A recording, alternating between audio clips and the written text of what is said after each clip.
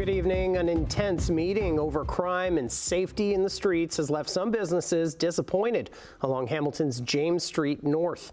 The businesses say they're not confident there's going to be any improvement despite a public gathering about the problems last night. Al Sweeney is covering the story for us and joins us live from James Street North. Al. Matt, on one hand, business leaders we spoke to here today about this issue say at least the conversation has started, and that's a good thing.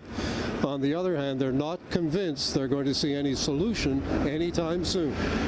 The meeting last night was heated at times as business leaders expressed their frustration. It centers on the Cathedral Café that provides breakfast and lunch to about 150 people a day as a way of helping the homeless. Businesses say it brings drugs, graffiti, and street crime to their neighborhood, scaring off customers. One suggestion is that the behavior of people leaving the cafe should be supervised.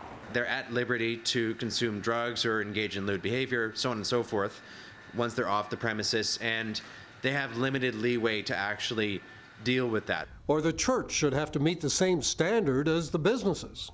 Business owners are mad because they have to be held to a certain standard, and if they don't, they get punished. But that is the same thing. It's just kind of misconceived that it's a church. But they wonder if their concerns are being heard. We don't need this on our street. We don't.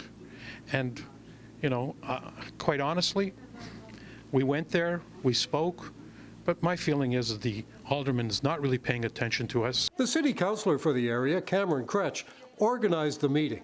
He declined an interview today, but spoke to us after the meeting last night. What I heard tonight from people was that they've tried to find solutions. They've tried to work with police to find solutions here.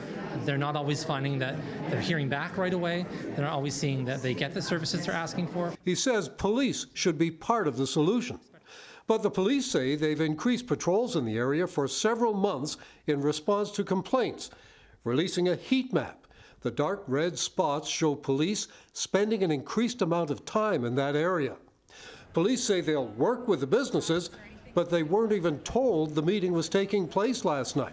The police were not invited. We didn't know about it, unfortunately, and I think it would have been really important to have us at the table having this discussion when it comes to public safety in this area. St. Matthew's House runs the cafe. We heard loudly and clearly the amount of dissatisfaction and pain that they feel about what's happening on James Street North. They say no drug use is allowed in the cafe, but bad behavior and mental breakdown can come with poverty, and say their workers will start monitoring people as they leave the cafe. We can help follow people along a little more in a way that encourages them not to just stay on the street and, conduct unhealthy behavior.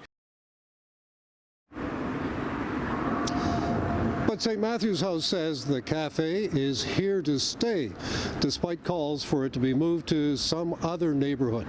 The business leaders say there could be more meetings about this until they come to some kind of solution.